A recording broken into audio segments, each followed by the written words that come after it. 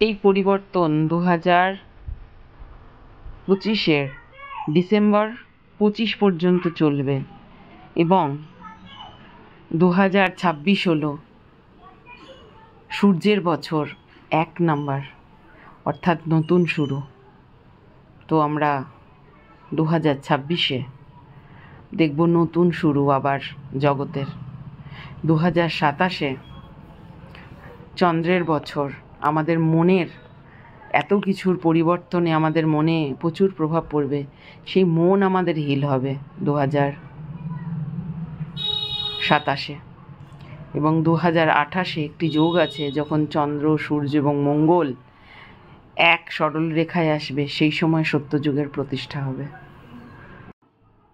এই সময় অনেকেই যুগ পরিবর্তন, সত্যযুগ, 5 ডাইমেনশনাল কনসাসনেস, মেডিটেশন, স্পিরিচুয়ালিটি এগুলো জানছেন।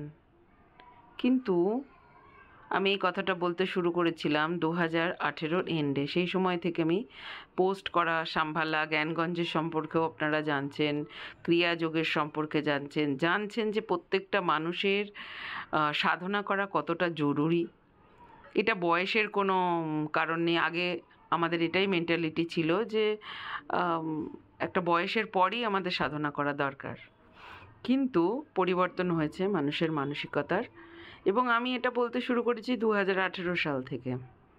2019-এর একদম শেষের দিকে, সম্ভবত ডিসেম্বরে 6 প্ল্যানেট কনজাংশন ঘটেছিল, যেটা নিয়ে আমি একটি লেখা দিয়েছিলাম, যেখানে আমি বলেছিলাম যে যুগ পরিবর্তনের লাস্ট ফেজ চলে এসেছে।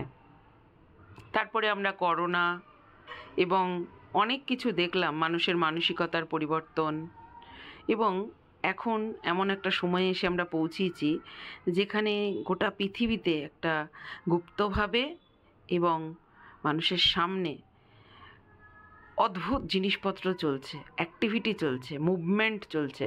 প্রত্যেকটা সময় একটা করে মুভমেন্ট, অর্থাৎ কোথাও পৃথিবী শান্ত নেই, একটা মুভমেন্ট চলছেই। প্রত্যেকটা দিন সকাল হলেই আমরা দেখতে পাচ্ছি একটা না একটা দুর্ঘটনা। 2025-এর 30শে মার্চ কিন্তু কলিযুগ এন্ড হয়েছে এবং ধর্মযুগে আমরা প্রবেশ করেছি। সত্যযুগের আগে আসে ধর্মযুগ।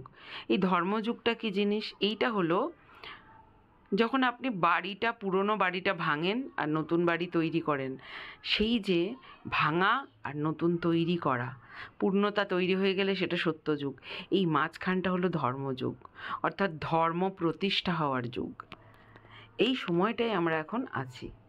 এবং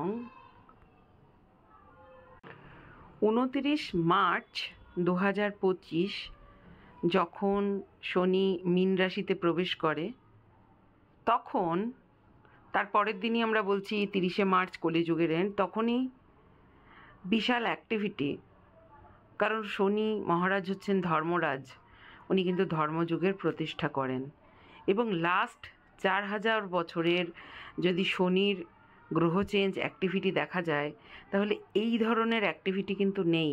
এই যে ধরনের শক্তিনী শনি দেব মীন রাশিতে এসেছেন, 4000 বছর আগে যদি আমরা দেখি, 5000 বছর আগে কিন্তু ভগবান শ্রীকৃষ্ণের যুগ আসে।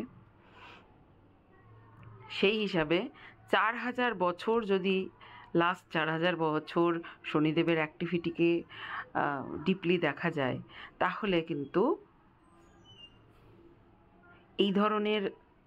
এই ধরনের শক্তি নিয়ে একটি গ্রহতে প্রবেশ বা এই ধরনের অ্যাক্টিভিটি, যে ধরনের এখন শনিদেবের অ্যাক্টিভিটি, সেইটা কিন্তু দেখা যায় না। এইটা বলে যে একটি গভীর পরিবর্তন, যুগের পরিবর্তন। এবং এই ধর্মযুগে আপনারা ধর্ম প্রতিষ্ঠা হতে দেখবেন 2027 পর্যন্ত বিরাট বিরাট পরিবর্তন হতে দেখবেন। যেহেতু আমি বললাম যে 30শে মার্চ কলিযুগের এন্ড হয়েছে, ধর্মযুগে প্রবেশ করেছে, এখনও হয়তো অনেকে বুঝতে পারছেন না, কিন্তু বছর খানেকের মধ্যে তারাও বুঝতে পেরে যাবেন যে আমরা কোন জায়গায় আছি। এবং সমস্ত কিছু পরিবর্তন হবে।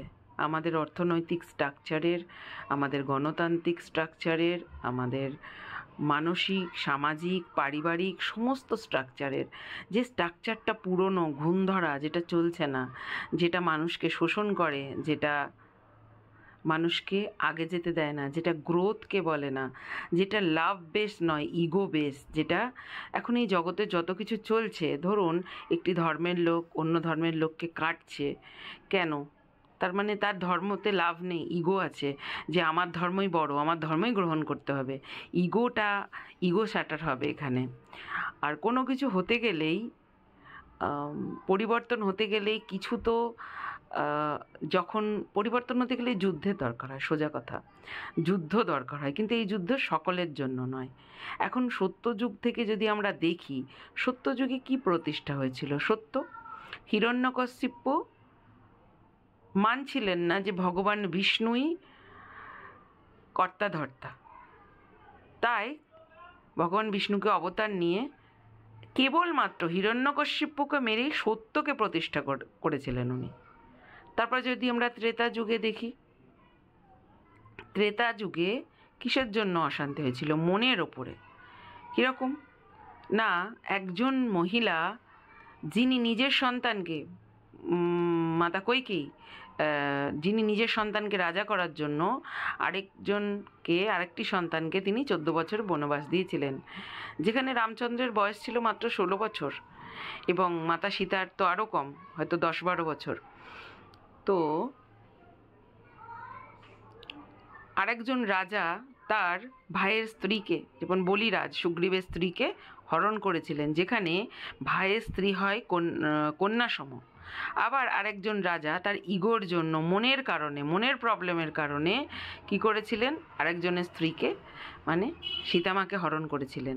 তো এই সমস্তগুলো ঘটেছিল মনের। ত্রেতা যুগটা ছিল ভগবানের স্থাপন, মনটাকে ঠিক করা বা মনের সত্যকে মনের সত্যকে স্থাপিত করা। তো তিনি কেবলমাত্র রাবণকে হত্যা করেছেন, বা রাবণ তার সহকারীদের হত্যা করেছেন, গোটা হিউম্যানিটি কিন্তু এখানে হত্যা হয়নি, বা সত্যযুগেও গোটা হিউম্যানিটির ওপর প্রলয় বা কিছু আসেনি। আবার আমরা যদি দাপর যুগে দেখি, তাহলে দাপর যুগে ছিল মঙ্গল, অর্থাৎ দেহ, শূরবীর। তাই দাপর যুগে প্রচুর শূরবীর আমরা দেখি, প্রচুর শূরবীর, যারা যুদ্ধ করতে, সব কিছুর জন্য যুদ্ধ করতে রেডি। যেমন দুর্যোধন বলেছিল, বিনা যুদ্ধে নাহি দিব সূচাগ্র ভূমি। 5খানি মাত্র গ্রাম চেয়েছিলেন শ্রীকৃষ্ণ আর যুধিষ্ঠির গিয়ে, যে 5 ভাইয়ের জন্য, সেটা বলেছিল তুমি শশাগোড়া ভারতের অধিপতি হও, কেবলমাত্র, তখন তো গোটা পৃথিবীটাই ভারত ছিল, কেবলমাত্র তুমি 5টি গ্রাম দাও, সেটাও দিতে চাইনি। অর্থাৎ শরীরকে, মঙ্গলকে প্রাধান্য বেশি দিয়েছিল। তাই এখানে প্রচুর মানুষের দেহের মৃত্যু ঘটেছিল, যারা কিন্তু সাধারণ মানুষের নয়, তখনকার সাধারণ মাসের নয়। আবার এখন কলিযুগে কে আমাদের কলি, বা কে আমাদের আসল শত্রু, সেই জিনিসটা, কেন কলিযুগ হচ্ছে ছলের জায়গা, এখানে খুব ছল হচ্ছে, তাই আমরা আমাদের আসল শত্রুকে কিন্তু দেখতে পাচ্ছি না। এই যে একটা ভ্রম ছড়ানো হচ্ছে যে প্রলয় আসবে, সাধারণ মানুষ মরে যাবে, এই জিনিসটা কিন্তু ভুল। সাধারণ মানুষের মৃত্যু হবে, এটা কিন্তু ভুল। কারণ এখানে প্রতিবার ভগবান যখন ন্যায় প্রতিষ্ঠা করেছেন, আসল শত্রুকে তিনি হত্যা করেছেন। হ্যাঁ, তবে এখন শত্রুর সংখ্যা অনেক বেশি, সেই বিষয়ে আমরা আরও ডিটেলে বলবো, কে, কেন, কোথায়, কাকে আমরা সন্দেহ করতে পারি, কে আমাদের হিউম্যানিটিকে আমরা এখনও জানি না। কিন্তু যে আমরা সকাল থেকে ঘুম থেকে উঠি, আমরা নিজের ইচ্ছায় কিন্তু চলি না, কার ইচ্ছায় চলি, সেটাকে জানতে গেলে আরও ডিপে আমাদের জানতে হবে, আরও ডিপে আমাদের বোধকে জাগাতে হবে। আমরা একটা হিপনোটাইজ হিউম্যানিটি, 3rd ডাইমেনশনাল ম্যাট্রিক্সের মধ্যে চলছি। খালি আমাদের জাগরিত হতে হবে। এই সব কিছু থেকে বাঁচতে আমাদের কি করতে হবে? বাইরে কিছু নেই, ভিতরে অন্তর্মনে গহনে যেতে হবে। কারণ যথা পিণ্ডে তথা ব্রহ্মাণ্ডে, অর্থাৎ ব্রহ্মাণ্ডে যা ঘটছে তার সমস্ত উত্তর পিণ্ডে আছে, অর্থাৎ তোমার ভিতরে আছে, তুমি শিব। সে কারণে এখন দরকার আমাদের 5Dকে অ্যাক্সেস করার জন্য, সত্য যুগকে অ্যাক্সেস করার জন্য আমাদের কনসাসনেসকে হাই করা, ইগো থেকে লাভ বেসে যাওয়া। আমরা জানি না আমাদের ছোট ছোট ইগোর লেয়ার আছে। আমরা যখন বলি আমি খুব দুঃখী, আমি খুব কষ্টে আছি, আমার রোগ, আমার কষ্ট, আমার যন্ত্রণা, আমি ভালো, এই আমিত্ব, যখন ওয়াননেস নেই, আমরা সবাই এক, এইটা নেই, তখনই ইগো। যখন বলি আমরা সবাই, তখনই হয় লাভ। তো আমরা কি করছি, ইগো থেকে লাভ বেসে যাচ্ছি। ইগো কোথা থেকে আসে? ফিয়ার থেকে, ভয় থেকে, যে আমি যদি নিজেকে বড় না করি আমি এক্সপোজ হয়ে যাব লোকের সামনে। তো আমরা এটা নিয়ে আরও ডিটেলে আরেক সময় কথা বলবো, ইগো নিয়ে, কি করে আমরা ইগোকে চিনবো, কি করে আমরা বুঝবো। তো এখন মূলত আমাদের যেটা দরকার সেটা হচ্ছে কনসাসনেস হাই করা। কনসাসনেস হাই করার জন্য চুজি হতে হবে।